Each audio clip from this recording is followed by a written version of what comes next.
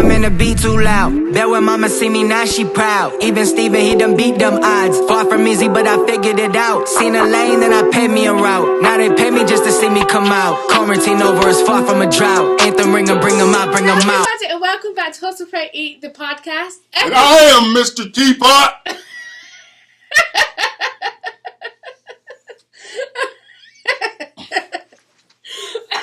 P, are you okay? Yeah. I think he's nervous a little. I'm very nervous. Anyway, like I was saying, hello everybody and welcome back to Hustle Pray Eat, the podcast, episode 58. Can you believe it? 58 episodes. I am your host, Jade, or Ms Teapot, because we spill while the tea's hot. And my co-host for today is PE. What up, though? Co-owner of Hustle Pray Eat, author, lead pastor of The Edge, and many other things. Yeah. Yeah. How are you, PE? First of all, I've done that wrong. We just want to thank our new subscribers. Thank you for subscribing. Thank you for checking us out. Thank you so much. Thank you for rocking with us. And for those of you who are watching right now, remember to like, comment, share, and subscribe. Let somebody else know about this podcast that motivates. Yes. So how are you, PA? How's your week been? What's new? This week has been crazy, as you well know. Mm-hmm. Since you are responsible for putting all the things on my calendar. Mm-hmm. And I put some on myself. Yes. Actually, you done pretty good. Come on. No, you done pretty good this week. Come on, give it to me. Because, so usually when P schedules his own things, he'll just totally override what's already on there. I don't even look. You don't look, you just add things to the calendar. Yes. You say yes. And so if you ever want anything, just call me and I'll say yes. And then I won't show up. Yeah, because everything just overlaps. But this week, you done a very good job. I did. You had no overlaps. We didn't have to cancel anything. Mm-mm. So, congratulations. Well, I was even early to certain things, and it was just amazing. Yeah, you were just on time and ready to go. I feel self-sufficient. Yeah. Like an adult. But no, stop being self-sufficient because that will put me out of business. That's true. I'll be trifling then. We'll just switch to trifling. Yeah, there you go. So how are you, other than that, other than having a busy week? Good. Health is doing good. Mm-hmm. Life is going great. But I do have big plates. Yeah. Spinning all over the place, which got me busy, and so I just got to balance things out. So, but things are going good. We can stay there for a little bit because, you're like a high capacity leaders, and there's probably high capacity leaders watching this, or other people that have so much spinning. What's the, a couple of things that you practice in your own life to make sure those plates spin effectively, efficiently, and without dropping anything off the plate? Yeah. I think one would be make sure it's aligned with mission. Mm-hmm. As you know, I have a world, my complete circle. Yeah. And if it doesn't align with that mission, feeding the albino dolphins, I'm just not going to do it. Right? Yeah. Somebody needs to do it, but not me. So I make that clear because then my drive is different. It's not money. It's not my own self-esteem. Yeah. It's none of that. It's just based on, does it align with mission? And that keeps me speaking in the right direction first and foremost. And then I think I go through, I was talking to Dawn about this morning. I said I go 2 times a week. The top of the week somewhere, the end of the week somewhere.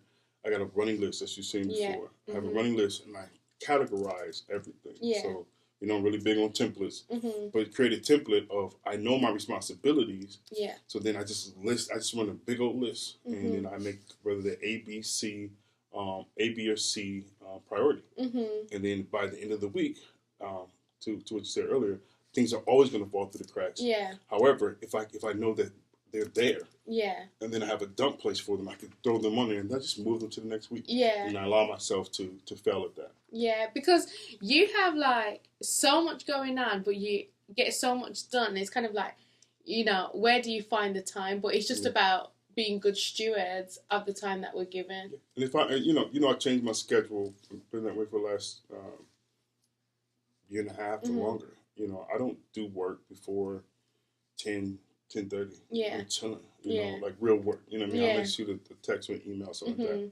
And then we watching. Me and my wife, we watch a TV show every single night together, like old people in our old people bed, and we do that. And so we're shutting down, as you know. You have to be downstairs chilling. We leave. They just disappear. Well, listen, right about 9:30.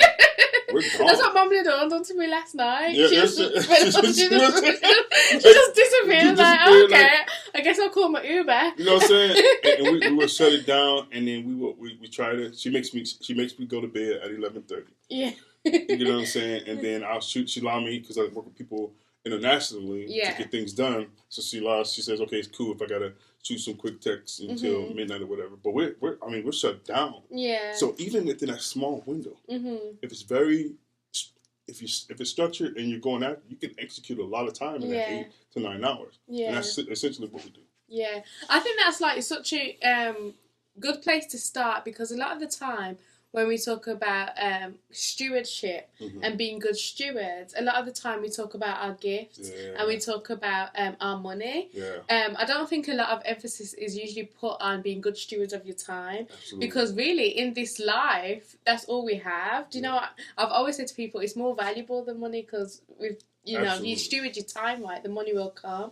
But I don't think it's spoken about a lot. Yeah, I think the hustle part is work hard. Yeah. But then it's also work smart. Yeah. And that's that stewardship of time. Can you take the time and rest when you need to, chill when you need to, organize when you need to, strategize when you need to, and definitely seek the Lord always, you know what I mean? Yeah, absolutely. And I think another way that you're able to keep your plate spinning is by having a team in all the different areas. Yeah. And beyond just having a team, you make sure you meet with your team as well. Can you talk about the importance of meeting regularly? Yeah, so I say this, don't let me forget, because I'm old and I forget what I'm saying. So remember your question. Okay. But I think some people have heard this term, but I'll say it anyway. It is get the right people on the right bus at the right time in the right seat. Yeah.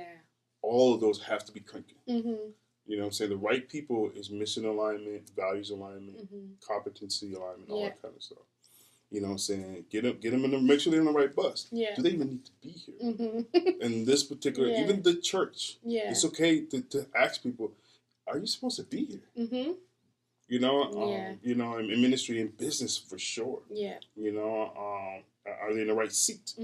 Are they doing the role? You know that I'll fire everybody, including myself. And say all of our jobs are up in the air. Yeah. I'll say what we do is up in the air. So when we come back down after we restructure things, and I'll do this 2-3 times a year and say like, hey, we're going to restructure you. Oh, we're going to add this on your plate, take it off your plate, that kind of thing. Making sure people are in the right seats at the right time. Yeah. Yeah. You get what I'm saying? And so I think all of that working together allows. So which moves to now that I have that in place, now how do I stay connected with the team that I have? You can't do the things that God allows me to do because I'm not that dope, right? I'm just not that dope. I'm not omnipresent. Yeah. I can't be in all places at once. But how do you run things in other parts, all over the country, and things at some points, even currently, like things in other countries and us doing other things. With we're working on a deal now in Dominican Republic, which we'll talk about soon later maybe. But like, how do you do that? It's like, well, let me identify the right people, right, and then make sure that they're in the right bus and all that kind of stuff. But then like, can I meet with them on a regular basis? Yeah. Because what happens is that I always say you're not leading unless you're spending time with your people. Yeah. I don't know what you're doing. I have no idea. Jesus did it. Yeah, we see it. We see him getting with his people, his main people, and in the larger crowds as well. But getting with those people on a regular basis is critical because what you do is that it leaves less space for error. Yeah, the closer they are to the mission bearer, right? Yeah. So like closer you are to your Moses, so to speak, then the less likelihood of you have the mission trip. Yes. Yeah. You feel me? Yeah, so I think it's also important talking about like mission drift is being able to communicate the mission. Yeah, you've spoken about that in staff meeting recently because he was telling us about something you've had, an exercise you've had to do with Mark during your classes that you're taking, and talking about being able to communicate the mission effectively, so you can communicate it to others. Right. Yeah, I think this is I travel all over teaching about how to create mission, objective, strategy, tactics. Yeah. But I go over mission really fast a lot of times in those settings, and I think I need to go slower. Okay. There, because we need to focus on, do you know what your mission is? Because if everything is going to be anchored on your mission, or that is the anchor, and everything else is going to sit on the hook of that, then you better know what it is, and then making sure that it permeates through your team, through your layer, your org chart. Absolutely. But then can the team state the mission of your organization, your ministry? And we know our whole team can say, we relevantly reach the hip-hop culture for Christ. Yeah. So therefore, when people come here, often, people want to change what we do. It's not a hard no for us to say, oh, well, you need to do more contemporary music. You need to have underwater banjos. You need to do kazoos. You need to do whatever. And we'll just look, say, oh, that's great. There's a great banjo church up the street. And because we can align with that mission. My point is that if you're regularly connecting with your people, you're ensuring and you're testing the water to see, are they still on mission? Do they understand the mission? And then also, and as it relates to their mission objectives and strategies, so their goals, to making sure that they can meet their going down, because everybody's going to drop. We have 2-3 hats we're all wearing. Yeah. So everybody's going to drop stuff, but it's less things drop if you're meeting on a regular basis. Yeah. It's just the way it works. Absolutely. Wow, that was, unexpected. I didn't know the conversation was going to go there, but I think it's always good to remind and go over those stuff, because you are the busiest person I've ever met, but you do it so... Also the weirdest. That would be next to Mark. That would be probably... No, I think you got him on that one. But yeah, that's always good to hear some advice. But yeah, so let's talk about church for a minute. So we've been in a series about parables, and this is a series that you've done more than once. Can you explain why? Why do you like to go over the parables? Yeah, I think the power of stories. We're in a culture that bars everything. You know what I'm saying? I think Jesus was the master of bars. He was. You know what I'm saying? So he uses these stories and these, these similes to explain, spiritual truths. And I think that's something that's easily done, that we can easily do today. And there's always a lesson inside of a parable, but like, as you broke down pretty well this week, it's like there's these sub lessons that you just put in your back pocket for later as well. Yeah. And it's so easy. And then also many of the parables, unlike the one maybe you read that you had to do this week, the more difficult ones, many of the parables people have heard before. Yeah. So a lot of times pastors and people, they just want to confuse people. And they think that is being deep, and that is the best way to do it. No. Go to something that's familiar. Yeah. And then say, well, let me see if you can get one aha moment out of that, so that you can actually apply it to your life. Yeah. So that's why I'm just like, man, we put these things in front of people over and over and over. You can't exhaust God's word. Absolutely. You can't. Who says that they're tired and that they fully understand? Like, oh, I've heard that one 300 times. Yeah. And you're saying you fully understand? Right, exactly. And that's one thing that stuck with me this week, because I didn't say, but it was me that was preaching this week, and I preached on the parable of the vineyard workers. And Mary, who is a very, seasoned Christian, that's one of the comments she had after, is that I pulled out things that she hadn't even realised before. Yeah. Do you know what I mean? And I was saying to you the other day, what I find so amazing about the parables is that they have the power to conceal and reveal at the same time. Like, if you are not intentional about wanting to understand what it says, it can be easily missed. And last week, me and Mark spoke about a parable, the parable of the shrewd manager. And to this day, it still confuses me, honestly. But do you know what I mean? But I'm intentional of wanting to understand what it means. So I'm going to continue to study it until I go, oh, that's what you're trying to say. Because, the light comes on. But with this parable, we're talking about, Jesus' main thing that he was trying to say is that the last will be first and the first will be last. What does that mean to you? Or what do you feel like it means? Not necessarily to you, but what do you think Jesus is trying to say with that?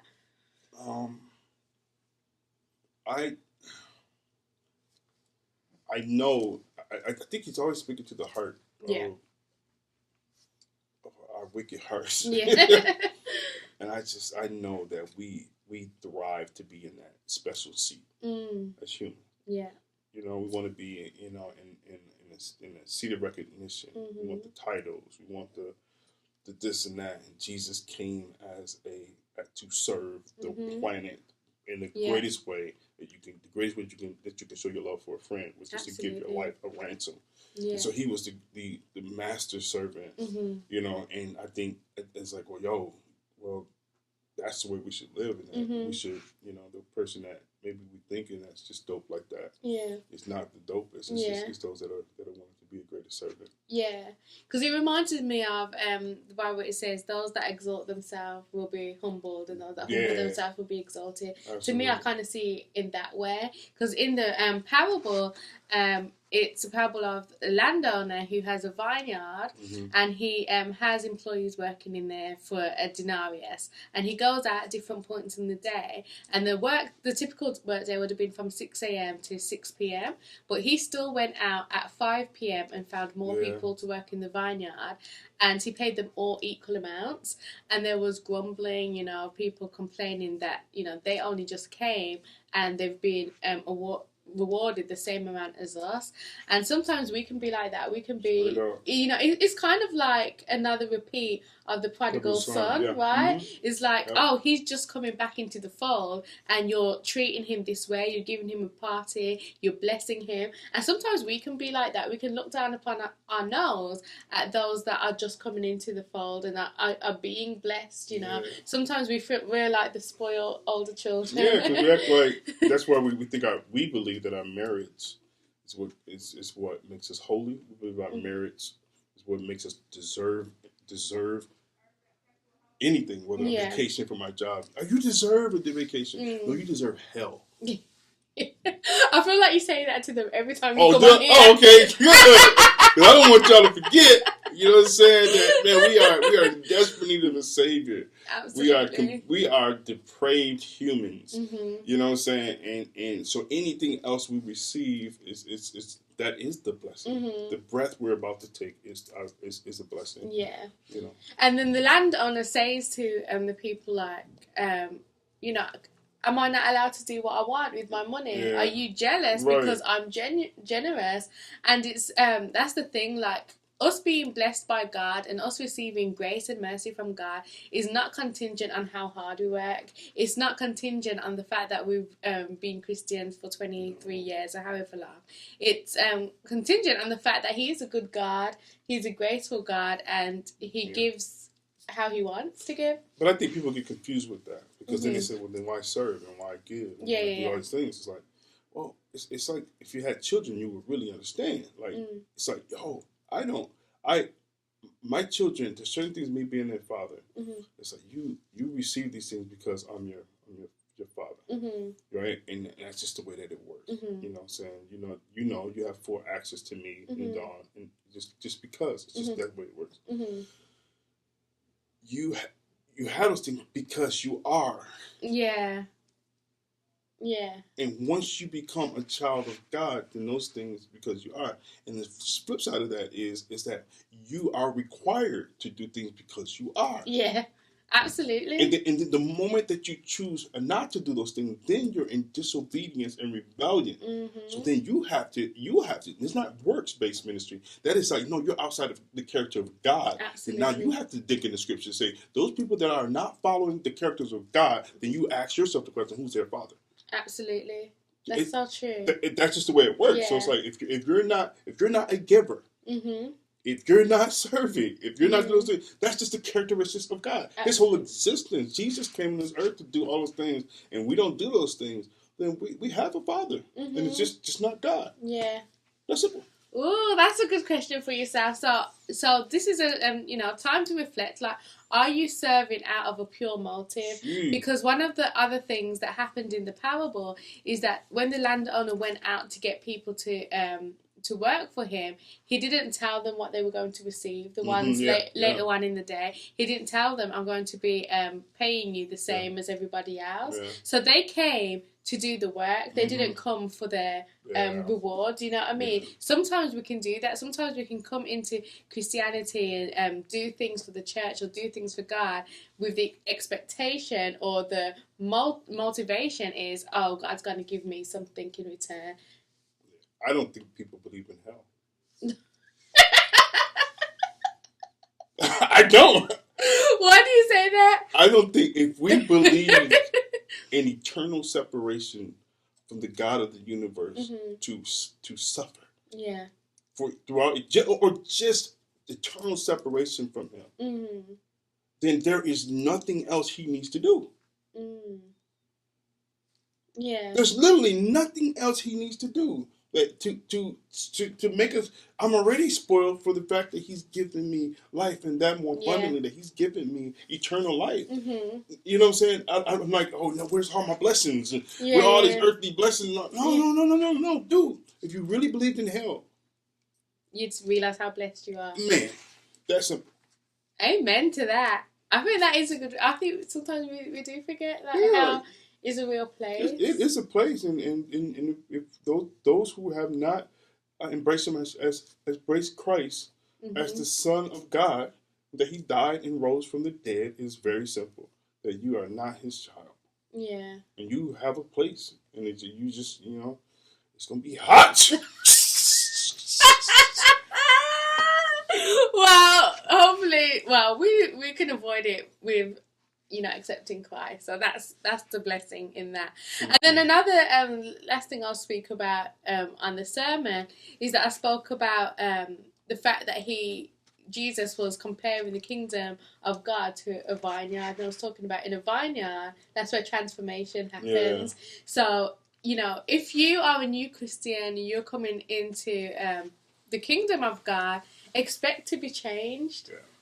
It should be expected. And, some people aren't going to like the way you change because maybe your friendship groups have to change. Maybe your activities have to change. Maybe the way that you have fun has to change. Yeah. But don't be fooled into thinking that it's more fun out in the world. Like, we have such a good time all the time because the truth of the matter is Christ came to give us life and life more abundantly. We can live an abundantly fun and enjoyable life in Christ, and it may put some people off. They may not want to be your friends anymore and stuff like that. You may even be cut off by family if you're coming from a new religion or your people just don't believe the way you believe. But change is good in this situation. Absolutely. Yeah. And so we had another great thing that happened this Sunday. We had a special guest here. Oh, yeah. So, I don't know if you guys know, but I always knew him for years, like, as a fan. The dancer Wildebeest. Yeah. And it was so funny because I had been emailing back and forth with him to arrange your meetings for months. Right. And at first I thought it was a white man because his name was William Adams. So I thought, okay, white man. Yeah. And then Pete meets with a lot of white. Yeah, absolutely. With a lot of Will Adams. You did. Will Adams and Jeffs. Yeah. I have a lot of friends named Jeff. A lot of friends named Jeff. Like, so much. I'm sorry to call him Jeff 1, Jeff 2. Jeff, right, that would be easier.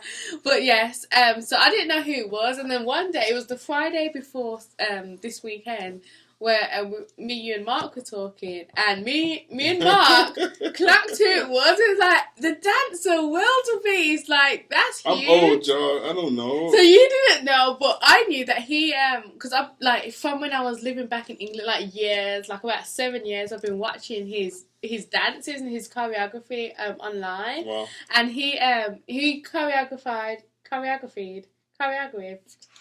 You keep us struggling. It's more entertaining for you to continue. Go ahead, give me some more. Choreographed. No, they didn't. Choreographed.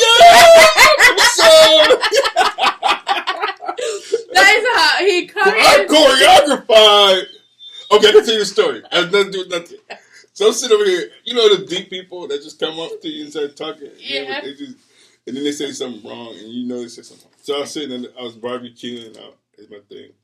And then this guy came up. You know, we start talking. He's just saying weird stuff. I'm talking to him. We chopping, whatever. He was like, "Oh man!" And when they put their hands together like this, be warned. Yeah. Be warned. They start doing like that. He started doing this to me, and he was just like, "See, you is what I call a theology." Theology? Yeah. What? I just looked at him with a blank stare, like. You're a theology. He meant theologist. No, it's a theologian. That's theologian. You're like, I think you are him. I never seen you two in the same place. I never seen you in the same place. I think you are him. You gotta dust him on now. Theologian. Oh, theologist, you know. No, that's okay. He said, I see you as a theology. I see you look like a theology. Well, he meant theologian. Yeah, that's what he meant. Oh. No. He said this. See, I like to call you, like he made the word up. Like, I like to call you theology. That's weird. It is. It's like, man, I don't know if I feel dirty. Where were you? I was barbecuing, back in the day. I used to do my barbecue. Oh, okay. I thought you meant this was recent. Oh, no, this is not recent. I still remember that story like it was yesterday. But yeah, he choreographed. No. You did it wrong. No, he choreographed.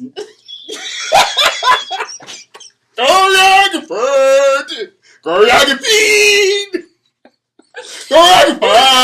Oh, I hate this word so much. Go ahead, give one. It's your last time. Choreographed.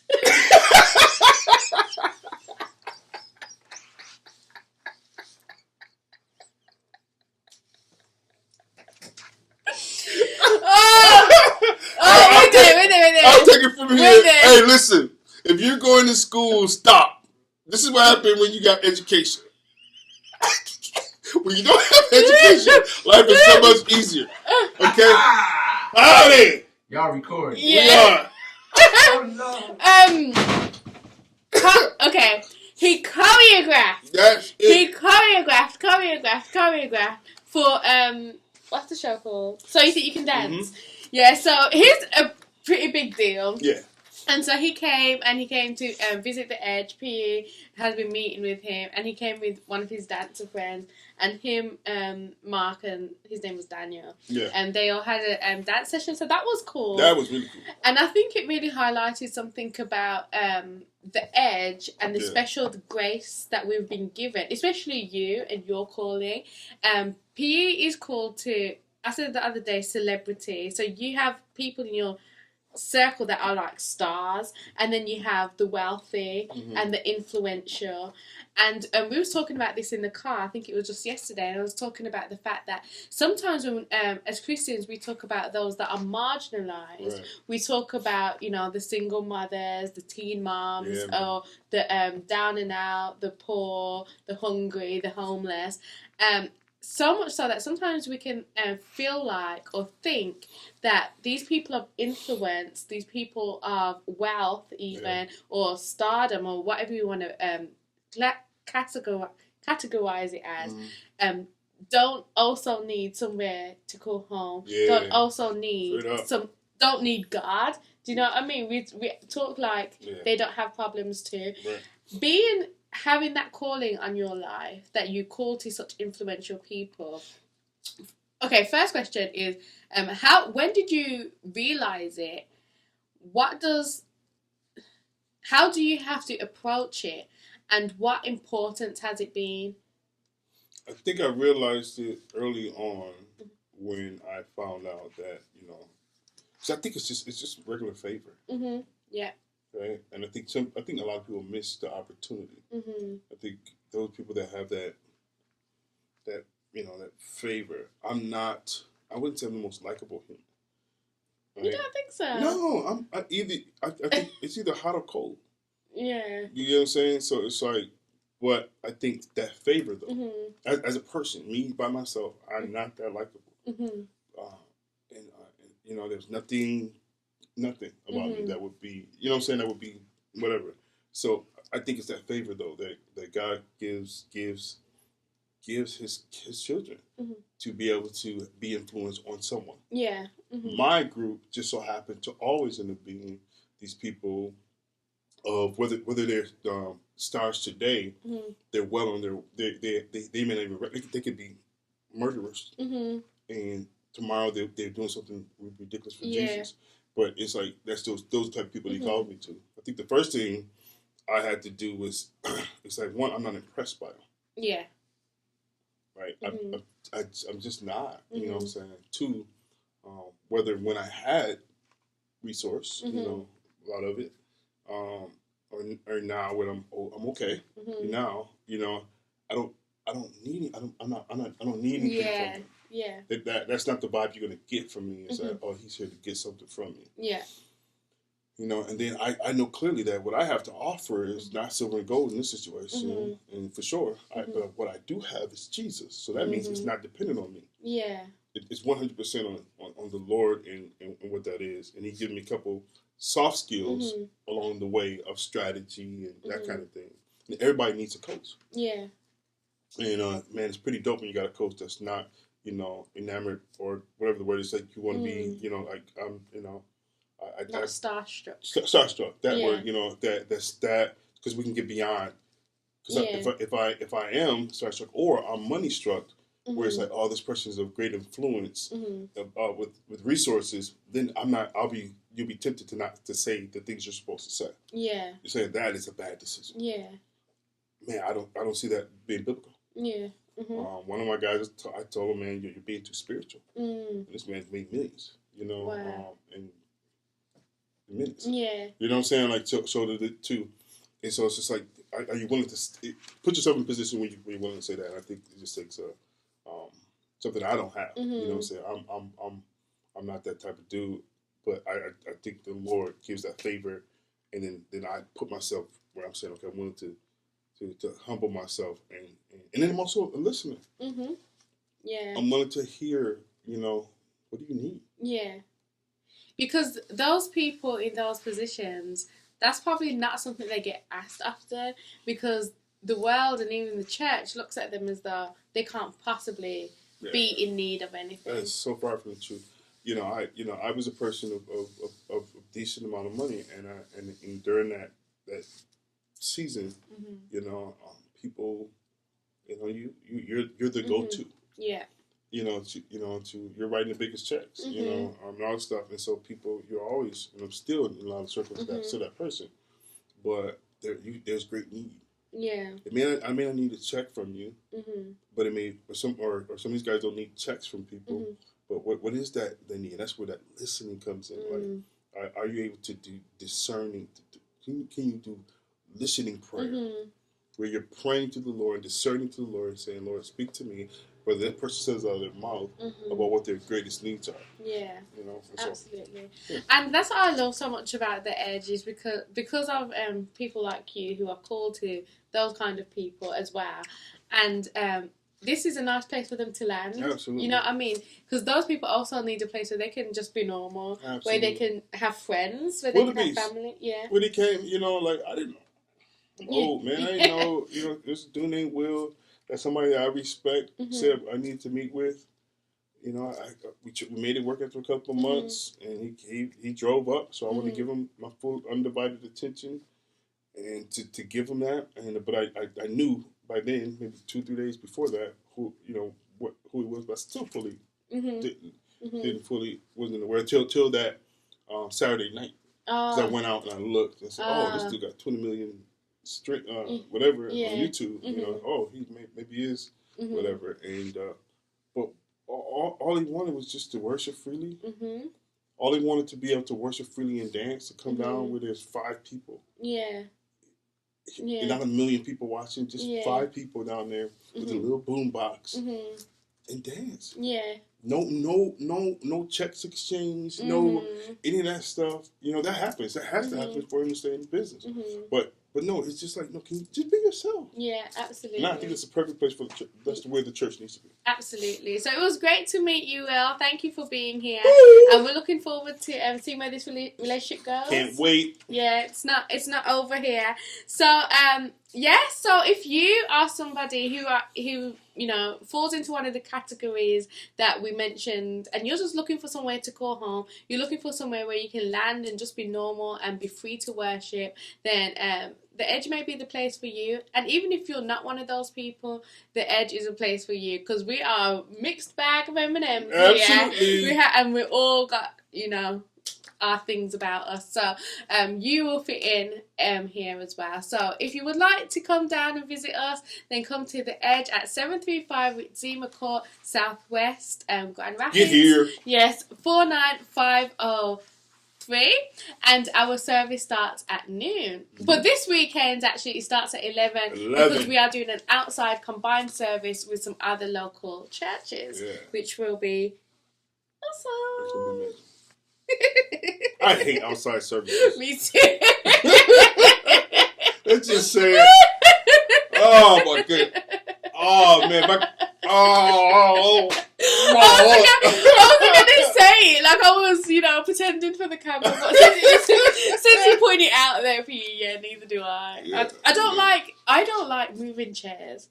I don't like suns. I don't like flies. I don't like crickets. I don't like heat. I don't like water, rain. This is not a very stop. Grass. Because this is not a very good invitation. Oh, it's not.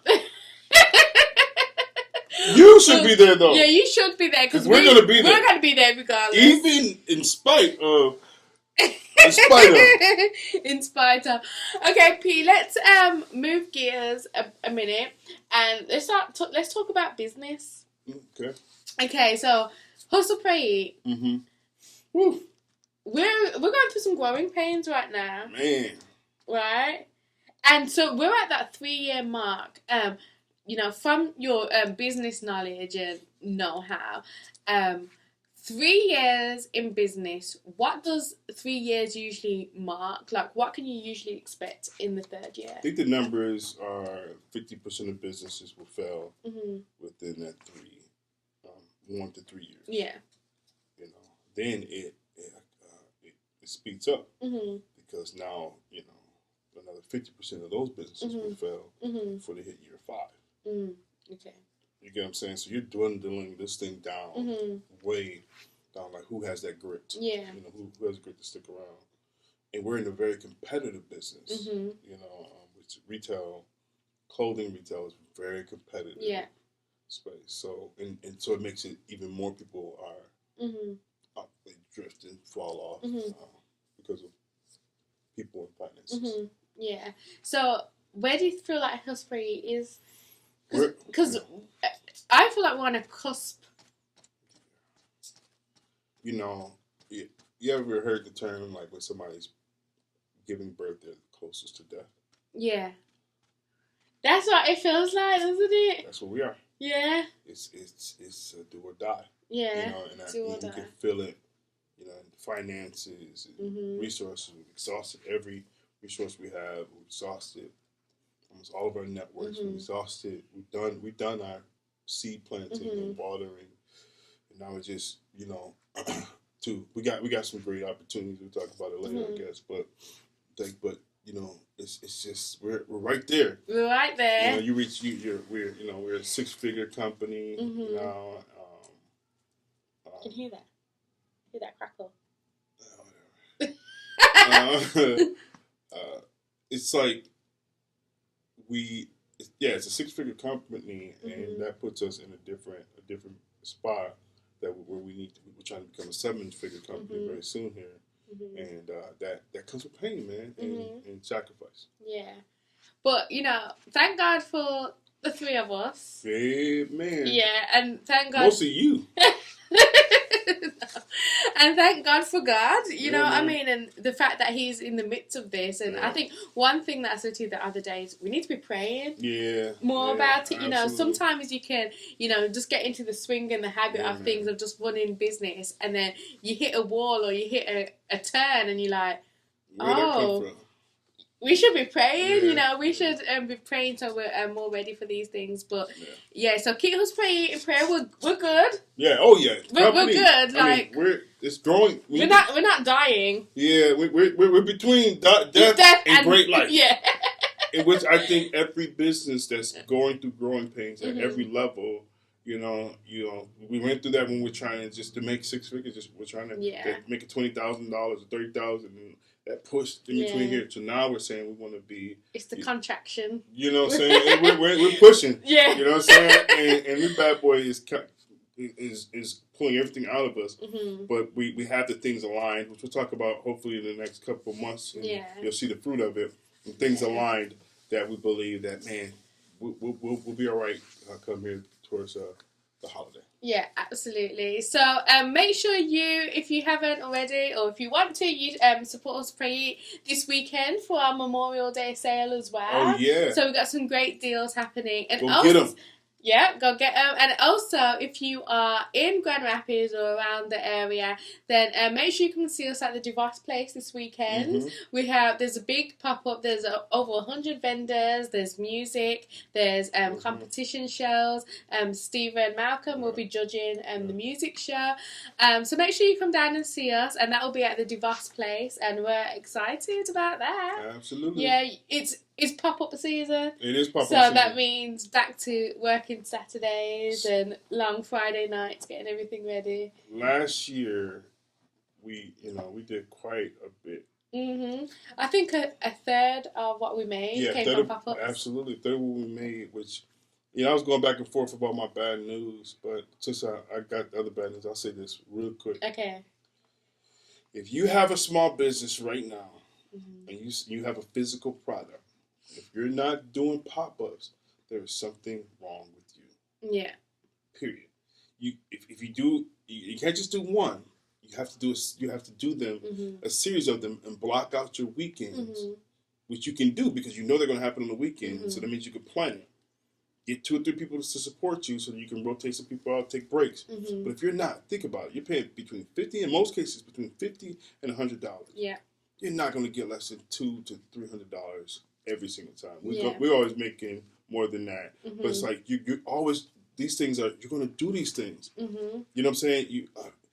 You're going to rely on your online presence, which is cool. But get out into your local community. Absolutely. To be in front of people, it's just amazing. I think it was one of the huge factors of us becoming a household brand. Absolutely. Like, we say this a lot on here, but I don't know if people actually grasp what we say. Like, you can't go too far without seeing somebody in Hustle Pray. No. At all. Like, you'll be shopping in Walmart, you're guaranteed to see somebody else in Hustle Pray. It's become such a household brand, and people expect us to be there. So when these pop-ups happen, they know that I can go down and get some Hustle Pray Eat because Hustle Pray Eat always shows up for them. Be there. Get there. Rack up the money. Say you're going to do 10 of them over the summer. And then get on your local city site. Everybody has one. Just look at pop-up and name your city. And put that on your Facebook thing, and it'll pop up. And you find out once you get into the Facebook, into the pop-up community, it'll always come up. But man, every business that has a physical product need to make a sacrifice and get there. Absolutely.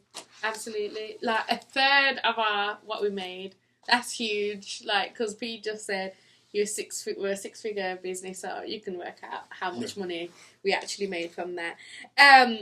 So you can actually go into your bad news. Now, actually, yes. Right. So your bad news was that, okay, for those of you who don't know or are new here to the podcast, Mark the Bad Guy, hello Mark, he has a segment called Mark the Bad Guy's Bad News, where he just says something that is either frustrating, if he's got a lesson that he wants to teach, or something that just needs to be said, he comes and says it in this segment. Last week he was speaking about bad promo and bad flyers. He said 2022 has been nothing but bad flyers. Bad flyers. Do you agree? I totally agree. It's not that difficult. No, it's not. Not with like 2022 kind of apps that you've got. Like, just get it cracking. Yeah. But so what's your bad news? You said that not all that glitters is gold. Okay, so opportunity, and every opportunity is not for you to take. So I'll give you a real example of Hustle Pray Eat. What was it, about 5-6 months ago? Yeah. We were contacted by TJ Maxx and Marshalls. Mm-hmm. So in England, that's TK Maxx. That's right. Yep, TK Maxx and TJ Maxx were, and they and so they what they typically do it is it's like they you send them your product, they test it out, and then if they like it, then they hit you back, and this is how most retailers operate. Yeah. And then you start talking numbers and margins, and then they do a test market. So we got all the way through all these phases to doing the test market to say, okay, we'll order 5,000 or so pieces. 5,000. That's a lot of shirts and hoodies at the time. Shirts. The deal is like, so okay, let me address this. So people are like, oh, that's just TJ Maxx. It's like people saying like, oh, that's just Walmart. You're talking about the biggest, you know what I'm saying? You're talking about this big boxes, TJ Maxx, a multi-million-dollar organization that recognized this brand, by the way. Yeah. So even being recognized and being on their radar is huge. That was the win, which was my point. So they know about us. They know about it, and once they received the product, they were so inclined to say, "Hey, we want to take y'all on. Let's run a test." When they run a test, they'll run in certain parts, and it's a great opportunity. It was a great opportunity. So we turned it down. I'm talking about you commit to it. They send a PO, and you fulfill it, and you get a check. It's that simple. The opportunity, though, we would have to lower our margins so low, and then also doing that, and you'll find shirts there that just outside of where we're trying to be in terms of price range for our shirts and that kind of thing. Even though they're buying 5,000 to start, it could do $10,000, $20,000 units without a problem. We had to make a decision. It was so shiny. It was so shiny, and it was something that we talked about, and then just like. And I couldn't make the numbers work. I couldn't make them work, and so I had to make the call and say, you know what, ma'am, right now we're not ready for it right now. We're not interested at this point. But she responded and said, when we are interested, just hit me back. And that right there was the goal. Yeah. But you gotta look for it. It's not necessarily in the check. It's not necessarily in. Yes, it's so true. Sometimes the goal is the relationship. The relationship. Yeah. Because I'm going to ask her, does she know anybody else in her position in other stores? Yeah. That's my follow for the fall. Absolutely. So is there anybody else in any other stores? If they're interested, and she can make a warm call to say, hey, we're interested in this product. We couldn't get things to work out. Maybe you can. Yeah. Yeah, absolutely. And so, okay, in that then, so that takes a lot of not only business acumen. Is that a word? Business acumen. You make it worse all the time, so we'll go with it. Business acumen, but it also takes a level of discernment, especially when you're running a Christian business. So how important is discernment when something seems like it's a good idea? It may even make sense. Yep. Where is the line of like, but you feel like spiritually it might not be? How to pray everyone into those situations where maybe it's a relationship with somebody where it's like, this would be great for us. Get this on their back, we're flying. Then it's a conflict in interest spiritually. Yeah, man, we ran into that a few times. There's so many people that I know, we've come in contact with, people that actually rock with us, and we just had to make the hard call to say, man, what does that do for our mission? How does that play into our mission? Yeah. How does this person? We want everybody to wear a rock our shirt. We want everybody because we believe it's a great outreach tool. Don't misunderstand what I'm saying. But in terms of being an ambassador for us and us being in partnership with a person or organization, take that very serious. Yeah. And so we've been there. We have to discern. This person, does this organization align with who we are and what we're about? And if they don't, we will continue a relationship because we're Christian. Absolutely. But it doesn't mean that we need to be in that type of relationship. Yeah. Yeah, it's all about integrity. It's about, being what we say that we are. Absolutely. Do you know what I mean? And you know, God is not going anywhere from this brand. Do you know what I mean? So we're not going to compromise on certain things just for the fact that it may give us more customers. Yeah. Like that will never be a thing. That's where every business needs to start with what problem are you resolving. Mm-hmm. If you don't figure that out, then you're gonna always be chasing the money. Yeah. Right. Mm-hmm. For us, we don't get paid. Mm-hmm. This is what it is, Mm-hmm. and we put every dime back into the business. Mm-hmm. So we don't have a choice almost. Yeah. It's not about the money thing. It's about the mission. Mm-hmm. And when we're based on the mission and making sure that we're meeting the needs of people with our mission, even with a t-shirt brand, it's possible. Mm-hmm. We believe that we motivate people. We Absolutely. believe this shirt, these 3 simple words, motivate people. Mm-hmm. And we're looking to motivate as many people as possible. So how can we deploy as many shirts, many t-shirts, hoodies, and content and all that kind of stuff as possible? Mm-hmm. When you do that, you don't money. It clears up the water. Mm-hmm. Because now you can make decisions. You're discerning because of that much easier. Yeah. Because your intent is closer to who God is. You know, so that's a real nice. Yeah. Oh, that was actually This is the flush. This is the right, flushing. upstairs. Yeah. Yeah, I think that is so important. So thank you. So what is your, if you could put that into one sentence, what are you telling the people I'm saying about your bad news? I would say look at opportunities. Make sure they align with your mission. Mm-hmm. If they don't align with your mission, step away, Mm-hmm. and it's okay. Because that maybe the win here is the fact that you're learning a skill of saying no or showing that you can show restraint. Mm-hmm. And so that could be that's as big of a win. Mm-hmm. You know, even if it look like it's going to be great. Yeah. Not all that glitters is gold, guys. So let's talk about, you know, we've spoken a lot about being on mission, staying on mission, and having mission integrity. Mm-hmm. And one person that we both know and love that is doing that so well is Stephen Malcolm. Stephen Malcolm.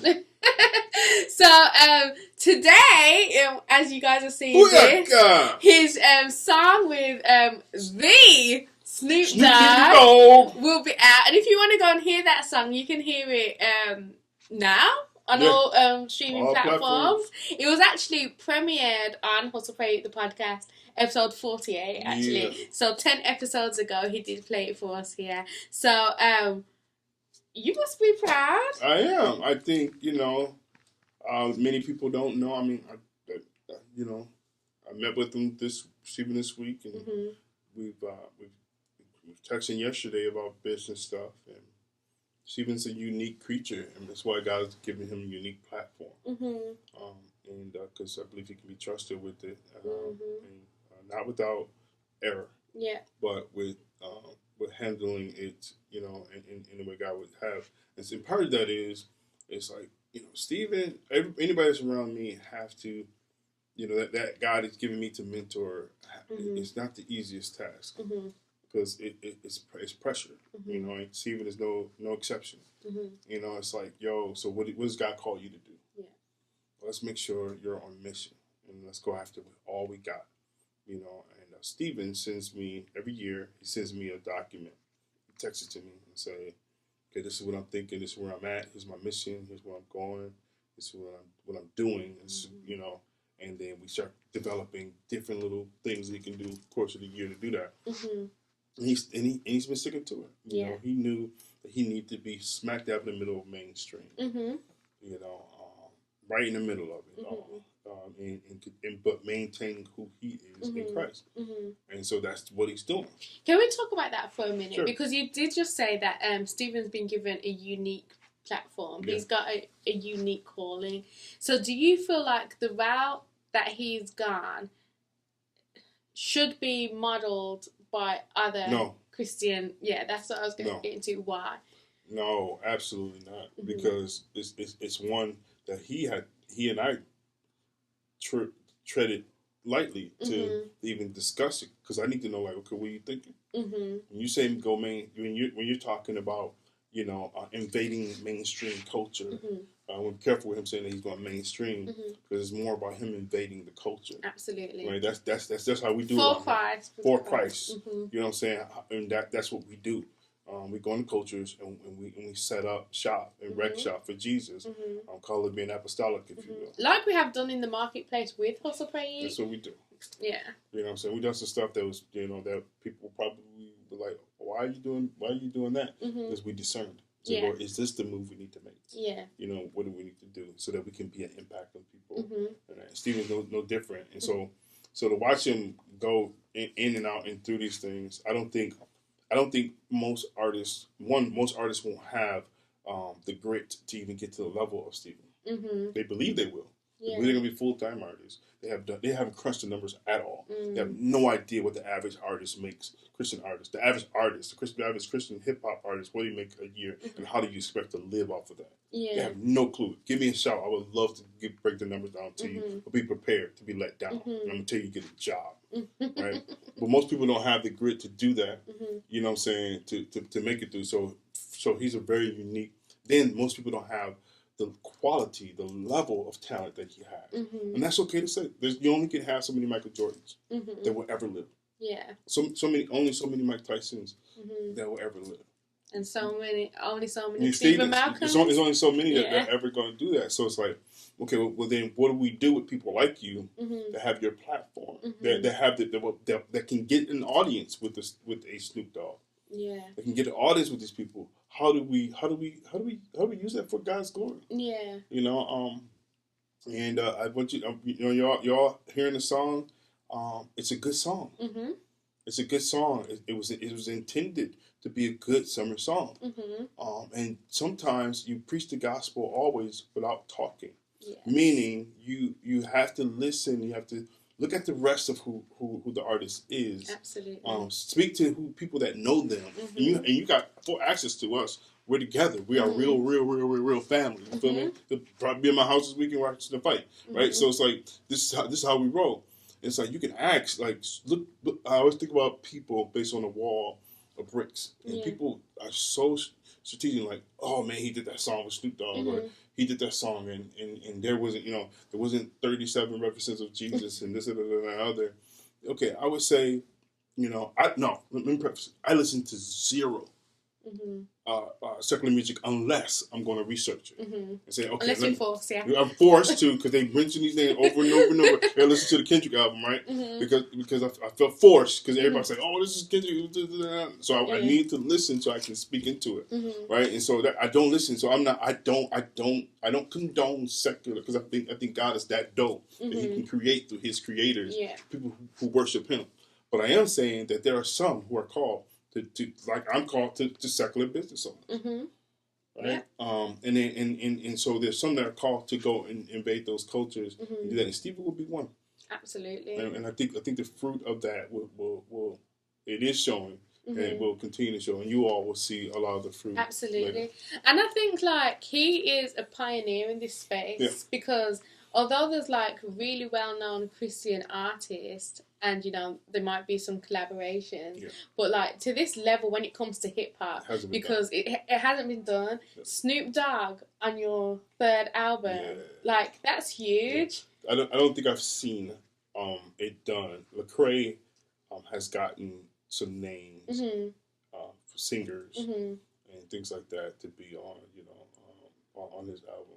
But I have yet to see a Christian artist to get the caliber of a Snoop on their album. Yeah. To do that. And then okay, Snoop, that's awesome. But the rest of the features that's on the album. When you all will hear that, the rest of the stuff, the whole album's gonna drop soon, right? And so like you're gonna hear the rest of it and June 3rd, I think. June 3rd, okay. So just to see who was able to gather that many artists that are all like boom, and then some things he has planned, like what do you see, like he has that he can pick up the phone and people will answer. Absolutely. If he has that ability, like why not assume the people? And it's a great album from what I've heard. So what song is your favourite? Man, I'm really bad with remembering songs, and I've been listening to this album for almost a year. So I'm just trying to give me some name of songs. All I Know.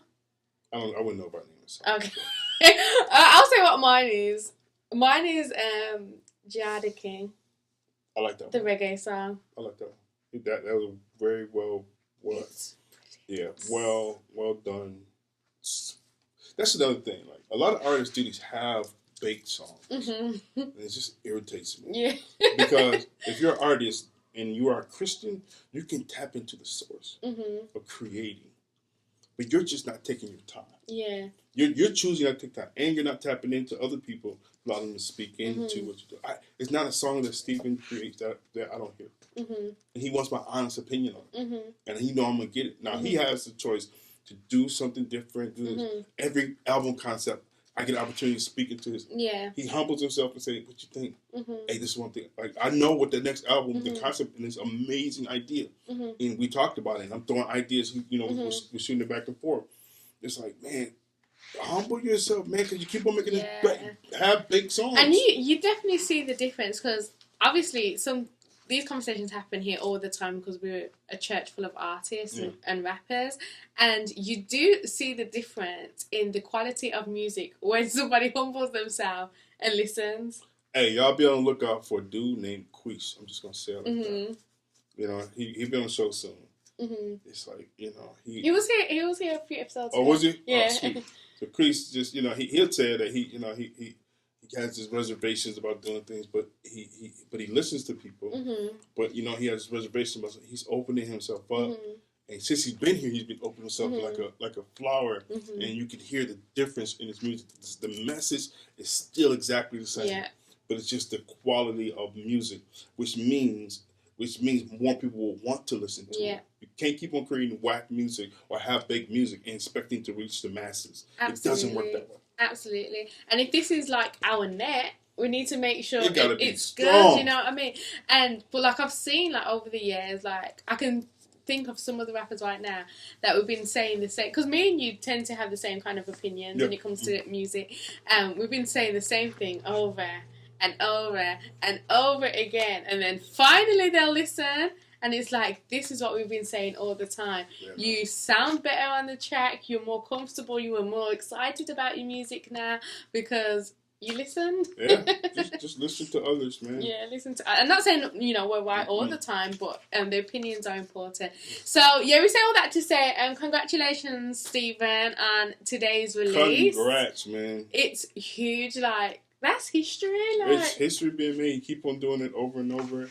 And who else do we know that has taken one song? And when did Fuego come out? 3 years ago, right? Has remade it, redoing it, and the song still stands true, with people still loving that song. That's called timeless music, by the way. Absolutely. Only people, the greats, can create that timeless music.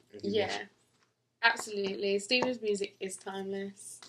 Absolutely. Congratulations. We are so proud of you, and we can't wait for the world to hear it. And I can't wait to see the video.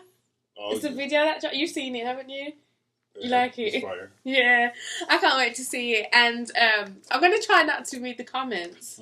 Because I purposely not showed it to you. Have you? Why? Because I want you to see it for the first time. Why? I know.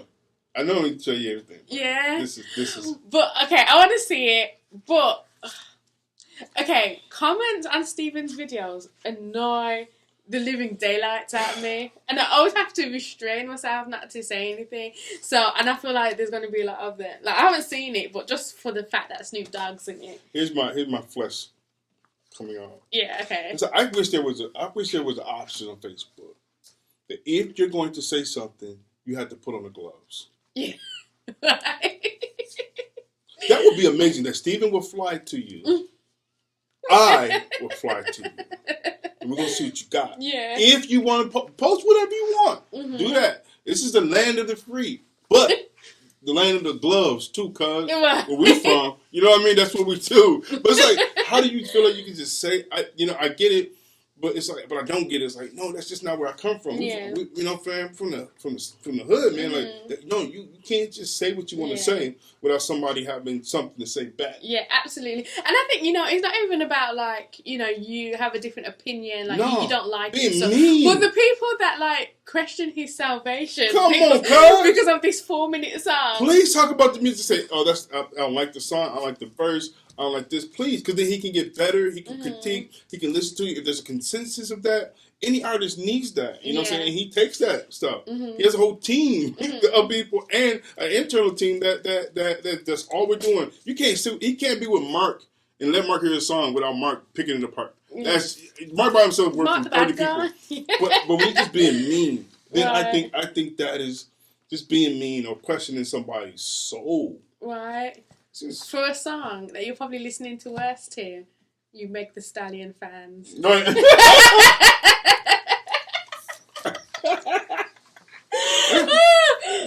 That's the devil. Illuminati. Oh, hey, so Stephen, there's a graphic he posted the other day. I sent him a text. It was like, because it was him, Snoop, and J-Way in a pyramid.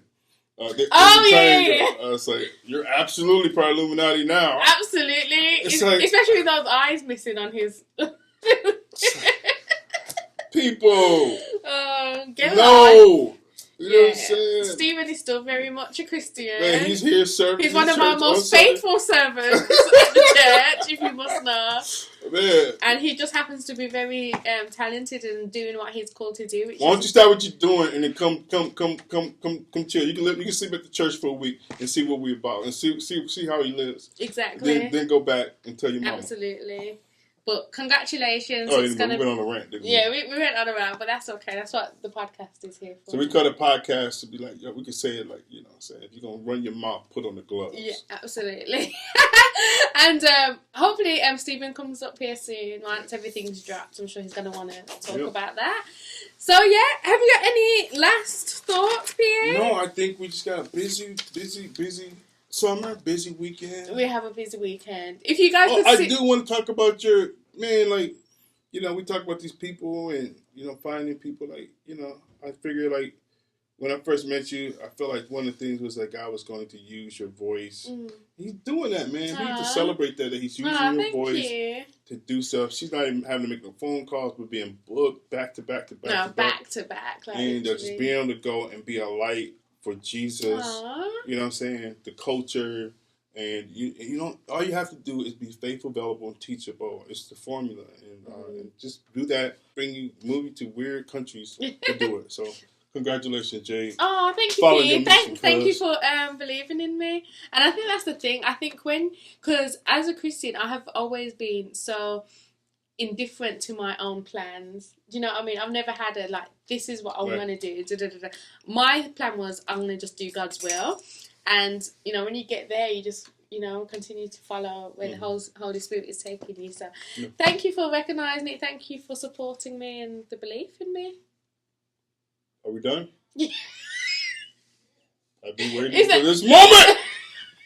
Is that your response to my nice sentimental thanks? Yes. Okay. Well, yes, thank you for sticking with us for episode 58. Episode 59 will be out next week, and hopefully Mark will be back. Yep. So, yes, pray for me as we go through this immigration stuff as well. Man. Keep that in prayer, and we will see you next time. Peace out. Bye!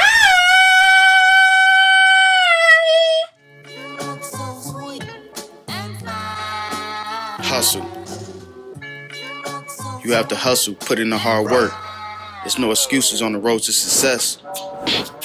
Even when you feel defeated, you gotta keep going. Pray.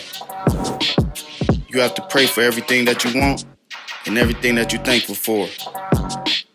When it's not going the way that you want, you still gotta trust the process. Eat. After the hard work, it's time to celebrate and fellowship with the ones who believed in you. And if they didn't believe you, let's turn them into believers. Hustle, pray, eat. It's the brand that motivates.